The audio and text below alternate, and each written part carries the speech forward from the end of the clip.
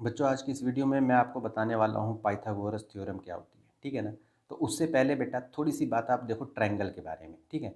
फिर आपको समझ में आ जाएगा बिल्कुल अच्छे से कि पाइथागोरस थ्योरम एक्चुअल में होती क्या है, ठीक।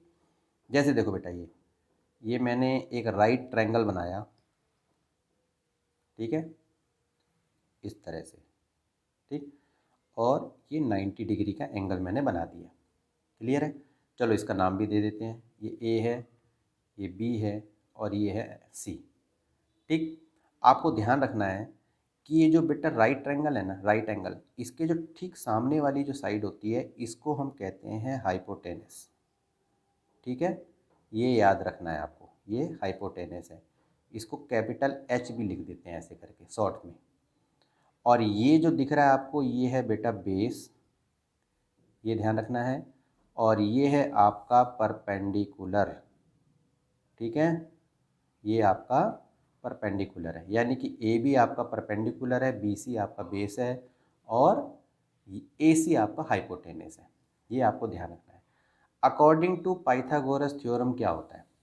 अगर मैं कहूँ अकॉर्डिंग टू पाइथागोरस थ्योरम, तो इसका मतलब ये होता है कि बेटा ये जो हाइपोटेनस की जो स्क्वायर होती है ना, इसकी साइड की स्क्वायर इन दो साइडों की स्क्वायर के सम के बराबर होता है। यानी कि एच की स्क्वायर परपेंडिकुलर की स्क्वायर प्लस में बेस की स्क्वायर के बराबर होता है। इसी को बेटा हम पाइथागोरस थ्योरम कहते हैं और ये बात आपको याद रखनी है। क्लियर है, ठीक है ना। ये थ्योरम अच्छी तरह से याद रखो। यदि मान लो आपको बेस निकालना है या फिर परपेंडिकुलर निकालना है तो बस इसी को आप याद रखो, बाकी तो आराम से बन जाता है।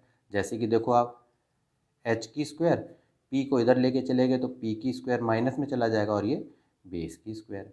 इसी तरीके से एच की स्क्वायर माइनस में बी की square is equal to P की स्क्वायर। तो इसी फार्मूले से दो आपके बन जाते हैं।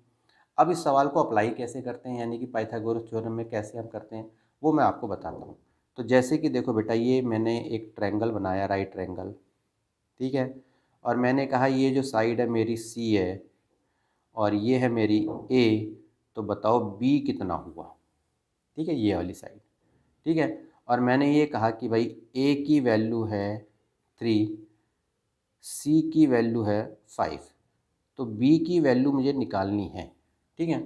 तो आपको दिख ही रहा है कि ये राइट ट्रायंगल है, तो हम क्या करेंगे, हमें फार्मूला पता ही है, यानी कि सी की स्क्वायर हाइपोटेनस की स्क्वायर ए की स्क्वायर प्लस में बी की स्क्वायर के बराबर होगा। क्लियर है।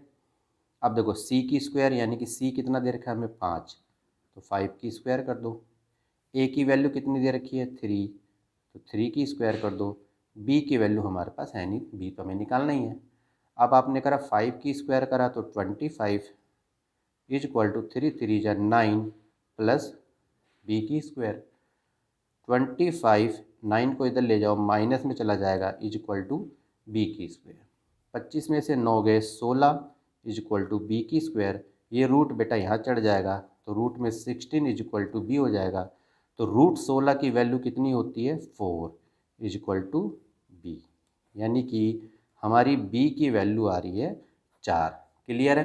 तो इस तरह से पाइथागोरस थ्योरम का यूज करके जो है ना आप सवाल को निकाल के देख सकते हो, ठीक है ना। तो बेटा आज के लिए इतना ही, मिलते हैं आपसे नेक्स्ट वीडियो में, तब तक के लिए ओके।